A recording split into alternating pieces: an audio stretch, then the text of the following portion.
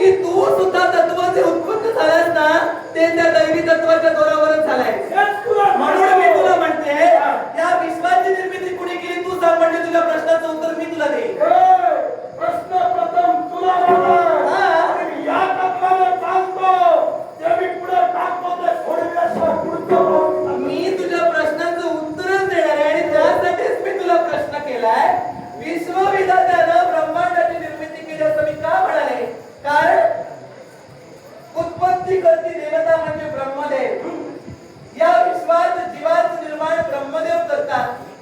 हे तरी ज्ञात आहे तुला? तू बोल मग सांगतो. नाही तुला ज्ञात आहे की नाही ते सांग, म्हणजे बोल सांगते मी. तू बोल मग तुला सांगतो. तू बोल. तुला काय ज्ञात आहे? मी विचारलं तुला ज्ञात आहे का ब्रह्मदेवाने ब्रह्मांडाची निर्मिती केली आहे?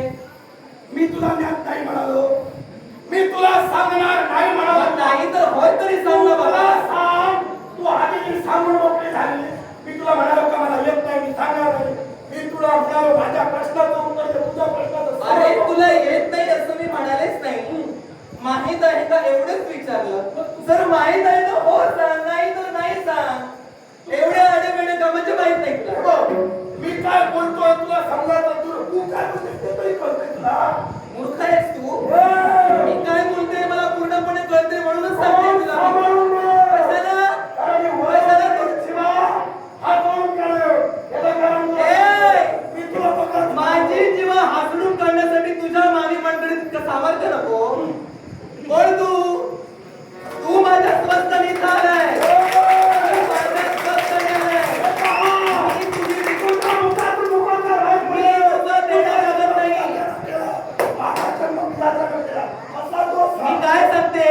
मी तुझ्या प्रश्नाचं उत्तर देते पण शब्दाला लगाम तू घा. कारण तू माझ्या स्वस्तानी आलास. मी तुझं देणं लागत नाही. मी तुला जवळ नाही. तुझं स्वस्तान मला लागत नाही. हा. कारण तुझं माझं स्वतःचं अस्तित्व निर्माण करतो. मला सांग, तू आता म्हणालीस काहीतरी विश्वाची निर्मिती विरांचीने केली. हे मलाही ज्ञात होतं, आता पुढे काय ते सांग. मग ते तेव्हा तर होय म्हणून सांगितलं तर एवढा वाद पुढे वाढला असता ना. एवढं कळत नाही तुला. तुझ्या म्हणण्यासाठी हा. आणि मला पुढील उत्तर हवंय म्हणून मला नव्हतं माहिती. आता पुढे आता एकदा सांगतो माहित होतं आणि एकदा सांगतो माहित नव्हतं. नक्की किती तोंडाला मारतो? मला एकच आहे. तुला किती येते सांग? तुला किती दिसतात? तुला एकच तोंड दिसतंय पण तरी सुद्धा दोन्ही बाजूला तू बोलतोय. म्हणून मला मी विचारते मी काय म्हणालो? काय? मला सांग, आता तुला माझ्या उत्तराचं उत्तर हो तर माहित आहे की नाही? हो. मग पुढचं सांग. मी सांगितलं मला माहित नाही, पुढचं सांग ना. मग आता ऐक कानाकडे ठेवू. हा. या विश्वनियंता परमेश्वरानं म्हणजे उत्पत्ती करते देवानं ब्रह्मदेवानं या विश्वात जीव जन्माला घातला. अरे या विश्वात जे सगळे अंश आहेत ना, हे जे सगळे जीव आहेत, ही जीवसृष्टी आहे ती ब्रह्मदेवाने निर्माण केली. तेव्हा तुझा कर्ता करविता म्हणजे तुझं मूळ ब्रह्मदेव आहे. तू कुणाच्याही पोटी जन्माला ये, मला त्याची काही लेणं देणं नाही. जे मूळ आहे ते मी सांगते. मी मुळाचं बोलते, वरवरचं कधी बोलत नाही. हे चारुमती, तू बोलता बोलता बोलून गेली. हा? तू कुणाच्या पोटी जन्माला आलास ते सांगत नाही. प्रथम तुला आता सारा स्पष्ट करतो. मी आता का म्हणालो? कारण माझा जन्म झाला तो म्हणजे अयानी संभवापासून कुणाच्या पोटी अर्जुन जन्मलेला नाही.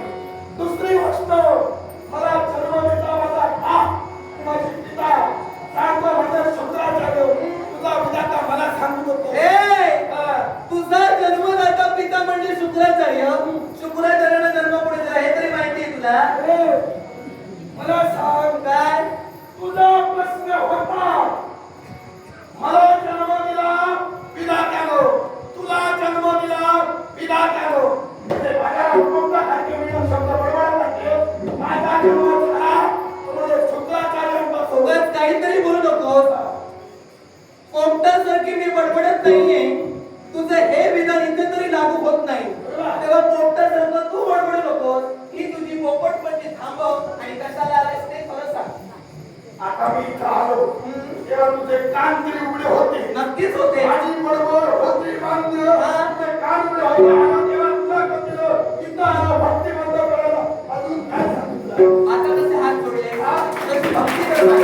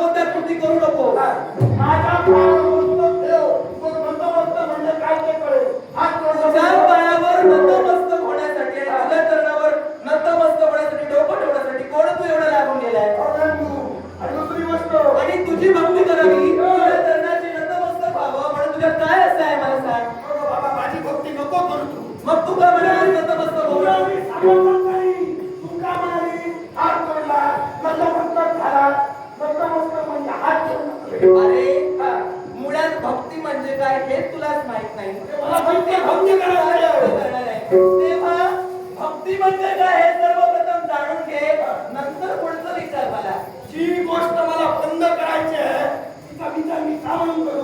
अरे काय बोलतोयस तू? हा. अरे जे भक्ती तत्व तू बंद करण्यासाठी आलायस ना, ही भक्ती चिरंतन आहे. हा. ही चिरंतन भक्ती कोणीही संपूर्ण आणू शकत नाही. पण मला सांग, तू भक्ती तत्व का बंद करून पाहतोय? त्यालाही कारण आहे.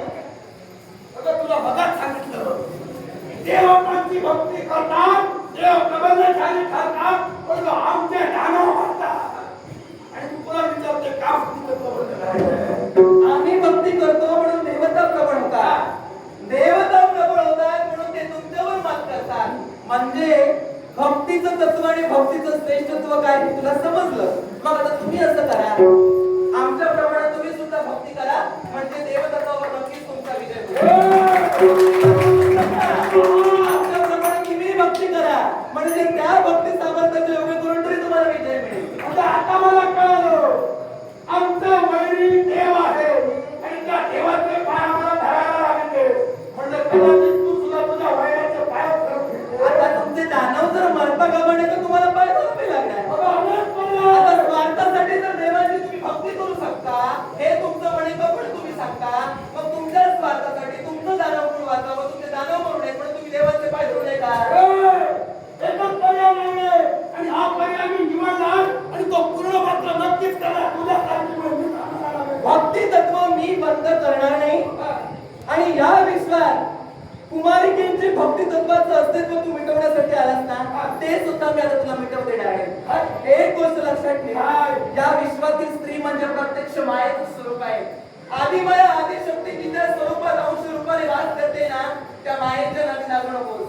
मी तुला सांगते, तू हवे तेवढे प्रयत्न कर तुझ्या दानव कुळाच्या यशासाठी, पण स्त्रीच्या नादी कधी लागू नकोस. जर का आम्ही खबर असतो, या रेवकुंडा कुणी मी खोटली नसती. तुझ्या पोका धमकावण्याचा मी तरी घालायला नाही. आणि राहिला फक्त कुमारिका कन्यांचा, आता तुला सुद्धा मी घेऊन जाणार आहे. मला घेऊन जाणार? मी सुद्धा पाहते तू मला का कसा घेऊन जाणार. कारण मी तुला मगाच म्हणाले, स्त्री तत्वाचा नाद तू करू नकोस. कारण तुला जर ज्ञान नसेल किंवा असेल तरी तुला मी सांगते की तुझे पूर्वज जे दानवी वृत्तीनं मंडित आहे, आसुरी वृत्तीनं मंडित आहे, दुराचारी दुर्भावानं मंडित आहे, ज्यांनी आतापर्यंत स्त्रीवर सक्ती केली, स्त्रीवर जबरदस्ती केली किंवा स्त्रीचा अपमान केला, ते सगळे नरकात गेले, नरकवास भोगताय. तेव्हा मी तुला सांगते, तुझं जीवन जर मातीमोल व्हायला हवं असं तुला वाटत असेल, या विश्वात 4 दिवस जर तुला सुखानं जगायचे असतील, स्त्री तत्वाचा नाद सोडला की हवं ते करतो. तू बोलता बोलता बोलून गेली. तुझे दानव स्त्रीवर अत्याचार केले, नेमकं कुणाला बोलते? अशी तुला किती उदाहरणं सांगू, तुला माहित नाही म्हणून विचारतोयस की कसं काय? उदाहरण सांग तरी. मग आता ऐक, या विश्वाच्या पाठीवर जे षड्रिपू आहेत, प्रत्येक जीवाच्या मणीचे 6 विकार आहेत. त्या 6 विकाराच्या अतिरेकानं प्रत्येक जीव हा अधर्माकडे झुकतो. या विश्वात आतापर्यंत जे अधर्मी आणि दुराचाराने वागले, त्यांचा शेवट कसा झाला हा इतिहास वास्तविक तुला ज्ञात असायला हवा होता. पण उदाहरण जर तुला हवं असेल तर अलीकडचं उदाहरण तुला देते. पलीकडचं ते पलीकडचं ते काय ऐकायला खंबीर आहे. आहेस ना, म्हणजे तेवढी तुझ्या ज्ञानात तरी भर पडेल. अज्ञान आहेस म्हणून इथं आलायस तू. तसं समज. हा, तू बोल. मग अज्ञानाला सज्ञान करून सोडणं हे माझं काम आहे, कारण मी कृष्ण कन्याचा पती आहे. हो, आणि म्हणून तुला उदाहरणानं सांगते, या विश्वात नरकासुर नावाचा असाच एक असुर होता, ज्यानं 16,100 स्त्रियांचं चौर्यकर्म केलं, त्यांचं अपहरण केलं, स्वतःची भोग विलासी आसक्ती उत्पन्न करून त्या स्त्रियांवर त्यानं अत्याचार केले आणि आपल्या कैदखान्यात टाकून ठेवलं. त्या स्त्री लोकांच्या हव्याचा पै काय झाला? शेवटी तो मरून मोकळा झाला. म्हणून मी तुला सांगते की आतापर्यंत अशी कितीतरी उदाहरणं आहेत. उदाहरणं जर मी सांगायला गेले हा वेळ अपुरा पडेल, पण हे तुला उदाहरण सांगते याला कारण स्त्री तत्वाचा नाद जर तू केलास, स्त्री तत्वाला जर स्वतः तिच्या इच्छेविरुद्ध अंकित करण्याचा जर प्रयत्न केलास तर नक्कीच तू तोंड कशी पडशील. माझ्या पूर्वजांप्रमाणे अनेक स्त्रियांचं अपहरण केलं, अनेक स्त्रियांचा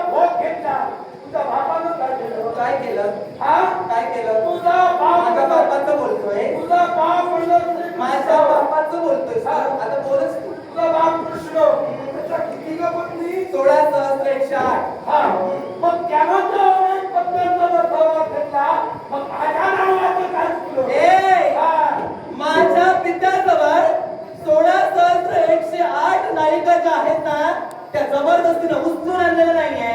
स्वतः आत्मसमर्पणाने स्वतःचं सर्वस्व अर्पण करून माझ्या पित्या समवेत मानासन्मानानं लग्न करून आल्या आहेत त्या. काय म्हणते मग तुझ्या बापानं त्या रुक्मिणीला पळवून आणलं त्याचं काय हा? एवढंच माहितीये तुला? बोल तर मी तुला किती माहिती आहे ते बघ. माझ्या बापानं रुक्मिणीनं पळून आणलं. माझी माता रुक्मिणी माता तिला माझ्या बापानं पळून आणलं. हे तुझं विधान सत्य आहे. अजूनही विचार कर.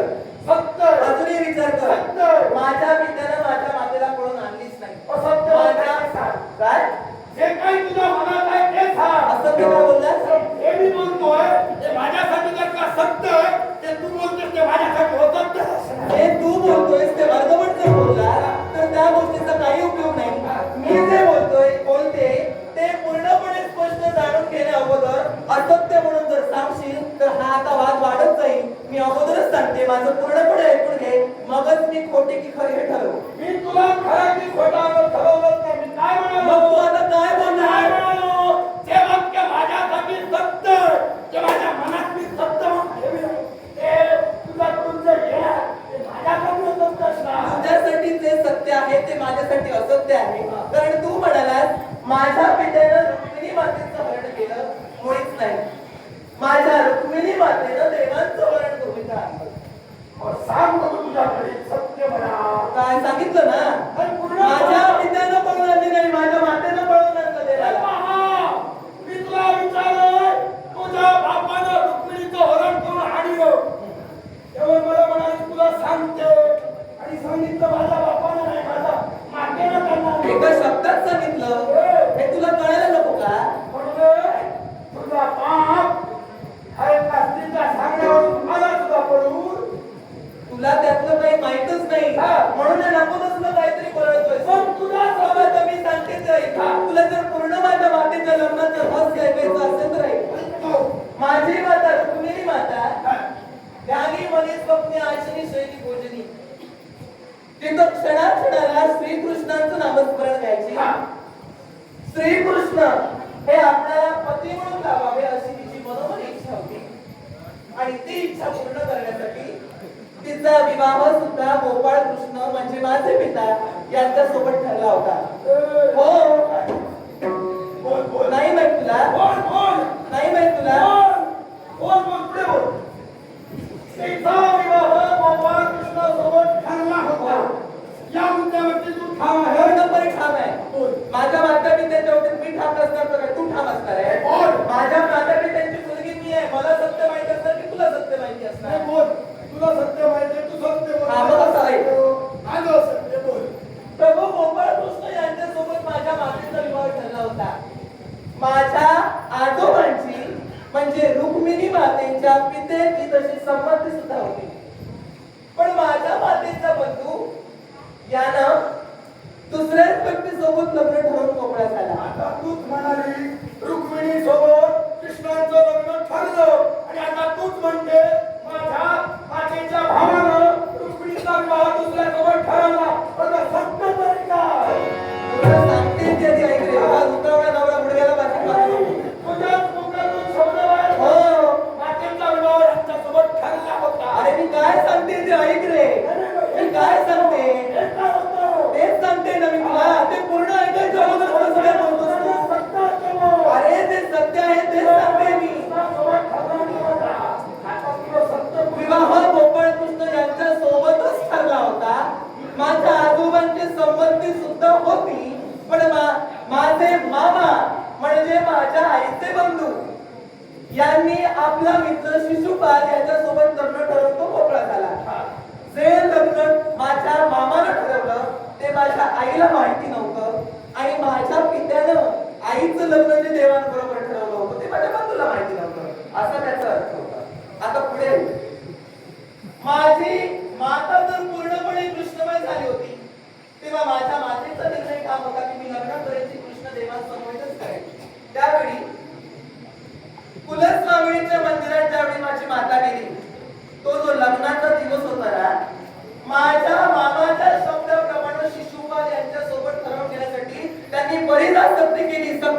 जबरदस्ती केली, पण जरी तशी सक्ती असली तरी सुद्धा माझ्या मातेचा निर्णय ठाम होता.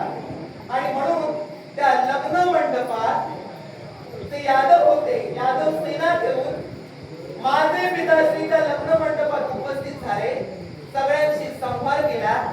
रथाचे वाघ दोरे माझ्या मातेच्या हाती दिले आणि माझ्या मातेनं रथ हाकून त्या द्वारकेपर्यंत माझी माता घेऊन आली. माता मला सांग, माझ्या पित्यानं मातेचं रण केलं की मातेनं पित्याचं रण केलं?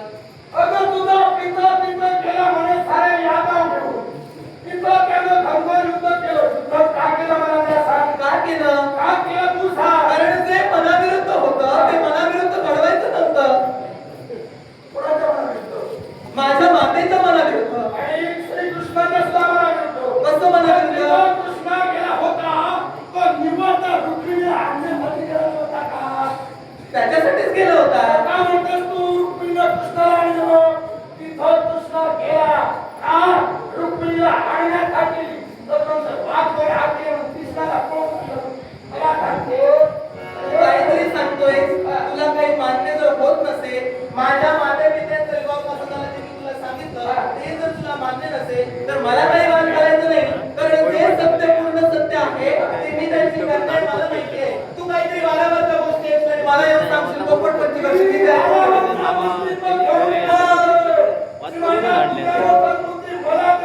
तुझा मुद्दा काय होता? भौमासुरानं, नरकासुरानं 16 सहस्त्र 100 स्त्रियांचं अपहरण केलं आणि तू सांगतोय माझ्या पित्यानं सुद्धा तेच केलं. अरे नरकासुरानं केलं, त्या स्त्रियांच्या इच्छेविरुद्ध केलं आणि माझ्या पित्यानं जर केलं तर त्या स्त्रियांच्या मनासारखं केलं. त्याच्यात फरक आहे. रुक्मिणीचा विवाह जो ठरला तो विवाह साऱ्यांच्या संबंधीला म्हणजे तुमच्या राजपदाने ठरला नव्हता. ठरला नव्हता का म्हणजे? तो विवाह तुझ्यामुळे मामानं ठरविला. तो मामानं ठरविला विवाह साऱ्या राजराजेश्वरांच्या समोर ठरला नव्हता का? नाही नाही नाही. मग याच्या मुलात मला काही नाही बोलायचं. एक गोष्ट लक्षात ठेव, तुझी जागा धर. तुला जर काही बोलायचं नसेल तर आल्या मार्गे चालता हो. नको त्या उचली तू आता परत राहू नकोस. तुला जर काही बोलायचं नाही ना मग इथं कसं झालास? तुला तरी घाबरणारा हा अर्जुन जो केव्हाही आहे. हा. अगं, आजवर तुझ्यासारख्या कित्येक स्त्रिया मी पायी डोळली आणि मारून टाकल्या. म्हणून तू माजलाय. आता एक काय? म्हणून तू माजलाय. तो कोण सांभाळतो? ए! आता कारण तुला मी सांगतो. तोंड सांभाळूनच बोलते. पण मला आता कळायला किती लागले. स्त्रियांना पायाजवळ लोळव. ही जारूमती तुझ्या पोपट धमकावणीला भीक करणार नाही. तुझ्या पितेसाठी तुझा हात सुधारायला मारायला आलो. अरे तू काय वारशील मला? तू काय वारशील मला? जिथं तुला स्त्री तत्व कळत नाही तिथं स्त्री तत्व तू पायाजवळ लढवतेस म्हणून सांगतोयस. तुला जर माझ्याशी काही बोलायचं नसेल आल्या पावतीत चालता हो. मला बोलायचं नाही. मग काय करायचंय? मला तुला शेवटपर्यंत ठार करायचंय. मला ठार करणार आहेस? स्त्री तत्व मला कळणारही नव्हे. कारण माझा जन्म झालाय ना तो एका मातेच्या उदरातून नव्हे. आता कसं बोललाय? आता कसं बोललाय? अरे स्त्री तत्व काय आहे? हे स्त्री तत्व कळायला आणि हे स्त्री तत्व जाणून घ्यायला एका आईच्या पोटातून जन्माला यावं लागतं रे.